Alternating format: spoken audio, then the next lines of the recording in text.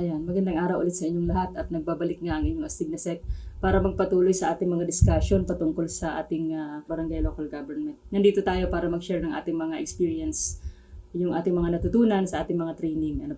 At sa pagkakataon nga na to ay nais kong i-share yung ating nalalaman tungkol sa pagbabatas, sa lokal na pagbabatas or yung ating local legislation. Sa video na to, ay i-discuss natin yung local legislation at kung paano ba gawin yung ordinansa sa barangay. So, saglit lang to, mabilis lang to. Anyway, sa mga hindi pa nakakakilala sa akin, ako po ay dating secretary, at 6 na taon tayong naging secretary. Before that, ay naging bookkeeper din tayo, naging 2 years tayong naging bookkeeper. Marami tayong na-receive na training during our term. Ako po ay graduate ng BS Business Administration at before ako kumuha ng BSBA ay dati din po akong kumuha ng BS Information Technology, At undergrad ako ng BS Information Technology. Pero almost graduate na ako sa IT sana, 1 sem na lang graduate na sana ako ng IT. But before po tayo nagtrabaho sa barangay ay meron din tayong supervisory experience at naging admin officer din tayo.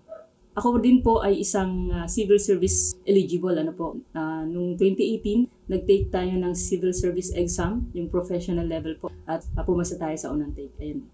At ano pa ba? So yun, sana'y nasagot ko yung mga katanungan nyo tungkol sa aking credentials, Ayan, so tumungo na tayo sa ating topic, yung paano gawin yung ordinansa at yung mga usapin sa local legislation, yung lokal na pagbabatas sa barangay. So, disclaimer muna tayo, tayo ay hindi abogado. So, ano man ang sasabihin ko dito ay hindi pwedeng maging legal advice, hindi pwedeng maging legal advice. Nag-share lang tayo ng mga experience natin, kung ano yung natutunan natin at binibigyan lang natin kayo ng idea, na pwede niyong pagsimulan kung kayo ay nananaliksik patungkol sa ating barangay administration, So, hindi po ako nagbibigay ng legal advice. So, unahin muna natin yung lokal na pagbabatas, Ang local legislation daw, based doon sa ating training, ay ito yung kapangyarihan na ibinigay sa ating mga local official, hindi lang sa barangay, kundi pati na rin sa level ng probinsya at munisipyo, So, kasama nga yung ating mga barangay official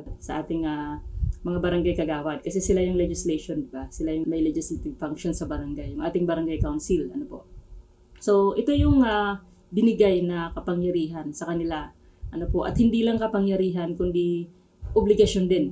Obligasyon at pananagutan, So, ibig sabihin, kailangan nilang gawin to, sa kanilang panunungkulan, magsagawa ng pagbabatas sa barangay, Dahil yun yung una nilang trabaho ay gumawa ng batas. At sila din, bilang local legislative committee, sila din yung nagpapahintulot ng mga budget sa barangay. Dahil sila din ang gumagawa, nag-a-allocate ng mga budget sa barangay. So sila din yung nag-o-authorize ng budget sa barangay. So kasama yun sa local legislation. Ayan. So, merong mga setbacks, merong mga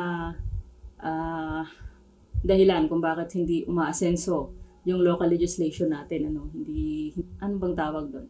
Hindi siya umuunlad, ayan. So, yun, yung setbacks doon, una kasi, small number of ordinance passed, but then, a large portion of nation's budget is being spent, yun na nga, syempre, imagine niyo naman, 55% ng budget ng barangay ay napupunta yan sa PS, personal service. At malaking porsyento ng PS ay napupunta sa ating mga barangay officials. So, ibig sabihin malaki yung ginagastos ng ating gobyerno, sa local legislation. But then, kakaunti yung nagagawang batas, sa lokal, Bakit kailangan gumawa ng batas sa lokal kung i-adapt din naman yung mas matataas na batas? Kailangan yun kasi para mapabilis yung implementation, ng ating batas. Kung meron tayong lokal na batas sa barangay na inadapt natin galing sa national government, mapapabilis yung implementation ng batas, So, yun ang isa sa mga setback, Tapos hindi sila yung nagsusulat nung ordinance, So, ibig sabihin, minsan nga hindi na nila binabasa yung ordinance na pinipirmahan nila. Isa yun sa mga setback. Hindi ko naman nilalahat. Merong mga barangay sa Pilipinas na ganun yung setup. Kaya nga, hindi siya masyadong ina-apply, hindi siya commonly applied sa lahat ng barangay sa Pilipinas. So, merong mga barangay na kinukomply ito, Pero maraming barangay na hindi nakakapag-comply dito. Ano po? Anyway, hindi galing sa akin to. Galing to sa ating pananaliksik. Nababasa natin to sa ating media. At doon sa training namin ay din ito. Diniscuss din ito. Bibigyan ko kayo ng isang example. Ano po? Ayan, umalis muna tayo para makita natin ng buo yung picture. Ayan. Yung situation of local legislation, dyan nabanggit ni Sir, kung sino man yan si Sir. Sa pagkakatanda ko, si Sir ay isang DILU officer, kung tama yung pagkakaalala ko. Ito yung training namin sa Beneo, Barangay Newly Elected Officials Training, noong 2018. At nabanggit nga ni Sir na tinakpan ko yung mukha kasi baka pagalitan tayo at wala pa naman tayong pahintulot sa kanya. Ayan. So pinakita ko lang naman yung picture. Ibig sabihin, hindi galing sa akin yung opinion. Maraming may opinion na gano'n sa setbacks ng ating local legislation. Kaya nga bilang mga barangay official ay kailangan nating aralin talaga yung local legislation para matulungan natin yung ating bansa na umunlad. Kasi hindi tayo uunlad hanggat dito pa lang sa local government ay hindi na tayo makaabante. Doon sa ating mga duties and responsibilities. So kung hindi natin alam, kailangan nating alamin. Kasi obligasyon natin yon. Hindi naman po sa nagmamurunong tayo dito. Ayan. So, kaya nga tayo, sa akin, sa part ko, dahil meron naman tayong nalalaman at naiintindihan dun sa mga procedure ng ating local legislation, ay sinishare natin yung knowledge natin, para makapagbigay ng ideya. Ayan. So, pumunta tayo sa internal rules of procedure. Bakit kailangan yung internal rules of procedure? Anyway, hindi natin to nabanggit nung tayo ay gumawa ng video tungkol sa paggawa ng session. Kasi nga sabi ko dun sa video, hindi ako nakapagbasa ng local government yung time na yun. At yun pala ay nasa section 50 ng ating local government code. At yun na nga, sinasabi doon yung kailangan yung barangay council ay gumawa ng internal rules of procedure, yung kanilang internal arrangement sa barangay.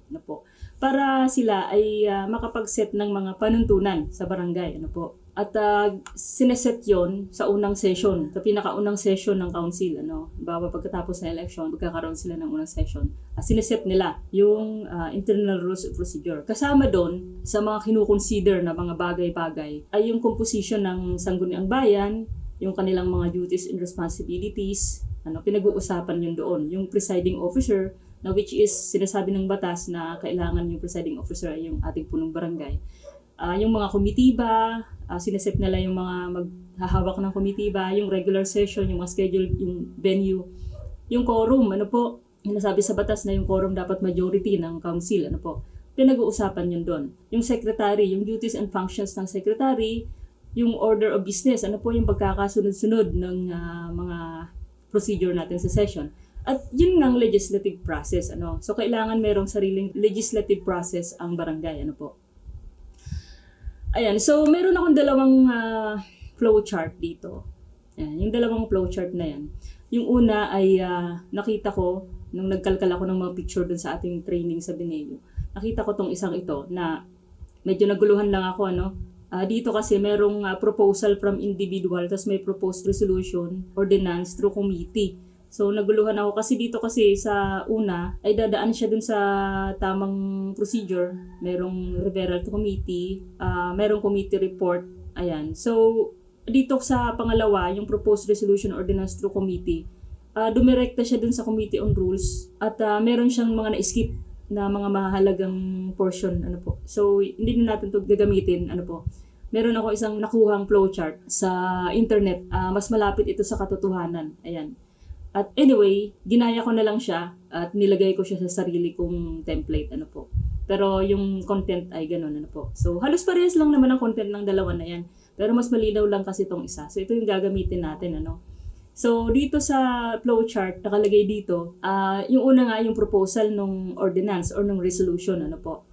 Ipopropose ito, syempre sa session, sa sanggunian, through the secretary. Ayan. So magkakaroon ng first reading, babasahin yung title at yung author ng ordinance na pinopropose through the secretary. So pagkakaintindi natin ito, ang magbabasa nga si secretary dito sa flowchart. Ayan. Pag binasa na ito, ibig sabihin referred na ito to the committee, to the concerned committee. Ayan.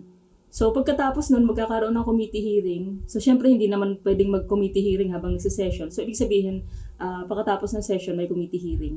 At pagkatapos ng committee hearing ay magkakaroon ng public hearing. Ano po? Pagkatapos ng public hearing, saka magkakaroon ng committee meeting, committee meeting para makagawa na sila ng committee report. Ayan. So anyway, hindi lahat ng ordinance ay kailangan ng required magkaroon ng public hearing. Ano po? Kasi based sa ating DILG opinion, sa ating nabasang DILG opinion. Anyway, bibigyan ko kayo ng link nung na-download natin na DILG opinion tungkol sa usaping ito. Ano po? So sabi nila, itong pinapakita dito sa screen na Section 11, Section 20, Section 33, Section 186 at Section 187. Ito lang yung mga ordinansa na kailangan ng merong public hearing. So ano-ano ba yun? Yung transfer of local government site, offices and facilities, classification of agricultural land, contribution of funds, appointment or assignment of personnel in support of undertaking commonly beneficial to the LGU, paglilevy ng iba pang mga taxes, yung mga iba pang mga bayarin sa barangay. Tapos, enactment ng ating local tax ordinance. Ayan. So, yan lang yung kailangan merong public hearing. Ano po? Balikan natin yung flowchart. Ayan. Pagkatapos ng public hearing, committee meeting na. Pero kung wala namang public hearing, simula dun sa committee hearing, ay dediretso na sa committee meeting. So, pagkatapos ng committee meeting, magkakaroon na sila ng committee report. Ano po? Kung saan magde-decide sila kung yung proposal ay for filing lang ba. Mali natin, resolution lang yun, tapos na. So, for filing na. Or maliit na programa lamang na hindi na kailangan ng ordinance. So, for filing na. Or for calendar for second reading. Ano po? So, ibig sabihin, kung ordinance, ika-calendar siya for second reading at ibibigay siya sa Committee on Rules. Ayan. So, anyway, sa barangay, hindi ako nakaranas ng Committee on Rules. Ano po? At sabi ko nga, kahit nagte-training tayo, meron tayong mga nai-skip, ano po. Meron tayong mga maliliit na detalye na nai-skip, na minsan hindi natin a-apply sa barangay. Kasi nga, hindi naman tayo perfect. So, kailangan pala may Committee on Rules na siyang magpa-prioritize ng proposal para mailagay siya dun sa calendar o business. Ano po? Siyempre, second session na yan. Ayan. So, sa second session, magkakaroon na ng second reading kung saan ay merong period of sponsorship, mayroong period of debate, mayroong amendment na period at mayroong approval. Ayan, approval sa second reading. At pagkatapos ng approval sa second reading, ay ipiprint na ni Secretary yung final version ng ordinance. At bibigyan niya ng copy ang bawat miyembro ng council. Para sa third reading, third and final reading, nakalagay dito na yung third reading ay para lang sa mga ordinances. I-approve na ito ng mga miyembro ng Sangguniang Barangay. At nakalagay dito na yung approval ay ginagawa lang sa pamamagitan ng pagbabasa ng titulo ng ordinance. Ayan. At saka sila boboto na kasi babasahin lang yung titulo. Kasi binasa na nila yun, meron na silang copy. Ayan. So pagkatapos nun ay isasubmit na siya sa Sangguniang Bayan for review. Ano po? So kung wala nang babaguhin, i-approve na nila or i-recommend nila for revision. Babalik nila sa barangay para ma-revise kung meron mang i-revise. Kasi titingnan nila kung yung ordinance ba ay aligned doon sa ating mga batas. Ano po? Ayan. So, dito sa ating Section 54, yung mga ordinansa na ipinasa ng Barangay Council at pinirmahan ng majority ng Barangay Council ay kailangan ding pirmahan ng punong barangay. Ano po? Nakalagay yan sa batas. At nakalagay dito sa Section 55 na yung ating local chief executive, except the punong barangay, shall have the power to veto. Ibig sabihin, walang power yung punong barangay na magveto ng barangay ordinance. Ano po? Kasi nakalagay nga dito, local chief executive except the punong barangay shall have the power. Ibig sabihin, yung mayor, yung governor, pwede So, dito naman sa baba, pwede lang nilang iveto yung mga ordinance na tungkol sa appropriations ordinance, tungkol sa Public Local Development Plan at tungkol sa investment program at tungkol sa payment of money or creating liability. Yan lang yung mga pwedeng iveto ng ating mga local chief executive. So, yung ibang part ng ordinance, mananatili siyang intact. Pwede siyang i-implement kahit yung part na tungkol sa appropriations ay hindi. So, yun yung nakasulat sa ating local government code. So, sa barangay, pag pinirmahan na ng majority, kailangan ng pirmahan ng punong barangay. Ayan. So, sa Section 57 naman, nakalagay dito na within 10 days, pagkatapos na maipasa ng Barangay Council, ay kailangan na itong submit sa Sangguniang Bayan. Ano po? At yun na nga, i-review nila kung consistent ba sa batas yung ating barangay ordinance. Consistent sa national law at sa municipal law. At pagkatapos ay, yun na nga, pag nakakita sila ng kailangan i-revise dahil hindi siya consistent sa batas, ay ibabalik nila ito sa barangay, yung barangay ordinance. At hindi ito magiging effective hanggang hindi binabago nung barangay council yung mga kailangang baguhin. Ano po? At pagkatapos na maisubmit sa Sangguniang Bayan o Sangguniang Panlunsod yung barangay ordinance, sa loob ng 30 days ay kailangan ng makapaggawa ng desisyon yung ating sa Sangguniang Bayan. Ano po? Mag-a-approve ba siya or may ipapa-revise ba siya? Dahil kung after 30 days na walang aksyon na ginawa yung ating Sangguniang Bayan or yung ating Sangguniang Panlunsod, yung ating barangay ordinance ay ituturing na approved, deemed approved, ano po. Ayan. So, nasa batas yan, Section 57. Ayan. So, yung trabaho naman ng secretary sa Section 59 ay kailangan niyang i-post. Pagkatapos na pa-approve ng Sangguniang Bayan, within 5 days kailangan niyang i-post sa mga hallway ng barangay or sa dalawang lugar sa barangay na nakikita ng publiko.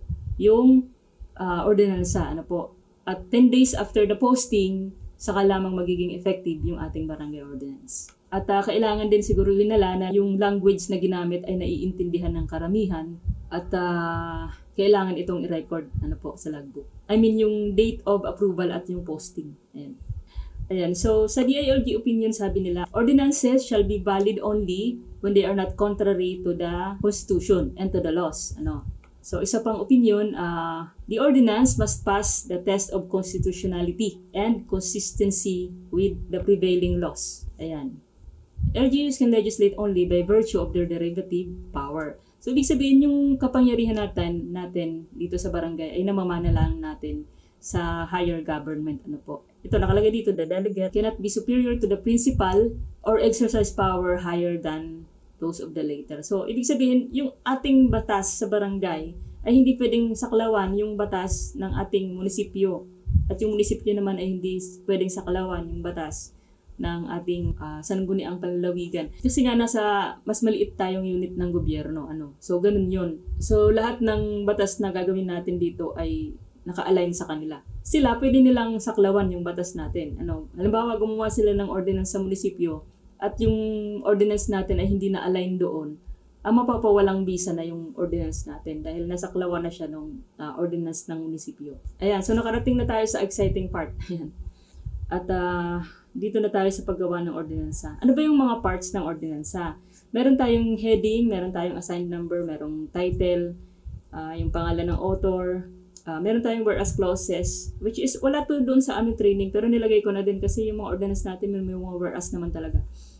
Ordaining clause, yung body or yung nilalaman ng ordinance, yung penalty clause, separability clause, repealing clause, effectivity at concluding portion. Ayan. Magbibigay tayo ng example dito.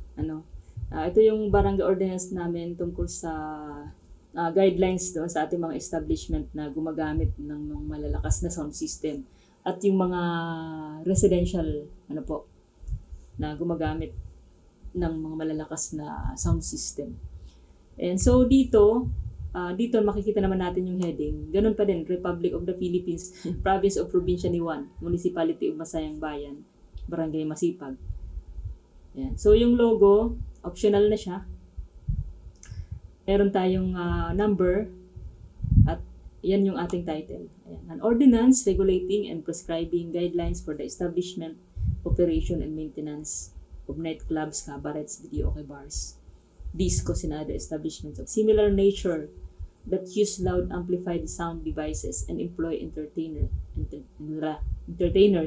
as well as private residents who make use of such amplified sound devices in their homes. Yan. So, nandyan yung kanyang, yung ating author, tatlong author yan. So, nandito yung ating mga whereas kung saan sina-add natin, nilagay natin kung ano ba yung mga kadahilanan bakit tayo gagawa ng ganitong ordinance.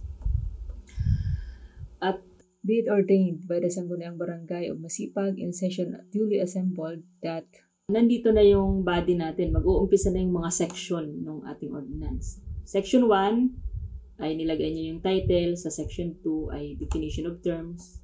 So, hindi na tayo naglagay ng maraming definition. Sa Section 3, nilagay niya yung mga tungkol sa oras, ano po, and so on and so forth. So, dito sa Section 5, nakalagay dito yung mga provision tungkol sa entertainment parks. Ayan. So, kailangan meron silang soundproofing. Ayan. Meron silang parking space. Ayan. So, dapat malayo sila sa mga church, sa mga schools. Ayan. Hindi pwedeng mag-display ng mga lewd scene, ano po, yung mga, ano bang tawag dito, mahalay na eksena, ano po, dun sa labas na nakikita ng mga bata, dun sa labas ng bar. Ayan. So, iba to, kasi meron siyang sariling provision at dito sa taas, meron ding provision tungkol dun sa ating mga private residence. Ayan. So, ito na yung section ng penalty clause. Ayan. So, nakalagay yung section dyan. Naglagay tayo ng 1,000 pesos na fine. Ano po? Kasi, bawal naman kasi maglagay ng fine na more than 1,000 sa barangay. So, pag gagawa tayo ng ordinance, hanggang 1,000 pesos lang yung multa. At dito sa separability clause, dito kasi nilagay dito sa separability clause na kung meron daw section dito sa batas na to, sa ordinance na to, na sinabi ng court na hindi siya valid or in-invalidate ng court, ay yung ibang provision ay hindi maaapektuhan. Ano po? So, ibig sabihin, yung lang certain provision na in-invalidate ng court ang hindi magiging effective. At dito naman sa repealing clause, nakalagay dito na lahat ng mga ordinansa na ipinasa ng barangay dati na hindi na siya consistent dito sa bagong ordinance, ay mawawala na ng visa sa pamamagitan ng bagong ordinance. Ayan. So, yung effectivity, nakalagay na dito yung effectivity clause natin. Na, ayan. So, nakalagay naman yung nakalagay sa batas na after approval, tapos after 10 days of posting. Anyway, nakalagay nga dito 3 public places in the barangay. Pero ang record lang naman ay 2 conspicuous places sa barangay. Ayan. So, yung conclusion natin, nakalagay na dito yung concluding portion natin, enacted by Sangguniang Barangay of Masipag, Pasayang Bayan, Probinsya ni Juan, at its regular session on the 8th day of April 2019, I hereby certify to the correctness of the foregoing barangay ordinance. Nag-certify din si Secretary. Certify to the correctness. At pipirmahan na nga ng majority ng ating barangay council members. At syempre, obligado na si punong barangay na mag-approve ng ating barangay ordinance. Okay, so ganun lang gumawa ng barangay ordinance. Medyo mahirap din, kasi mahaba yun. Anyway, itong bibigay ko sa inyo, ilalagay ko sa description yung link, ay pwede nyo nang pagsimulan, pwede kayo makakuha ng ideya. At i-compare nyo din sa ibang ordinance, kasi baka mamaya may mali din tayo. Sabi ko nga, hindi naman tayo perfect. I-compare nyo din sa ibang ordinance. At so lahat ng to, pati yung mga DILG opinion, yung mga provision na nakuha natin sa ating local government code ay ilalagay ko sa description yung link. Yun lamang at sana'y may natutunan kayo sa ating topic ngayong araw. At kung hindi pa kayo nakapag-subscribe, subscribe naman po kayo sa ating channel at para matulungan nyo naman ako na magpatuloy sa channel na ito. At kung meron tayong mga naiisip na topic ay pwede nyo i-comment sa baba at baka sakaling magawa natin ng video. Anyway, maraming salamat sa lahat ng aking mga taga-subaybay. Hanggang sa muli, astig na sek.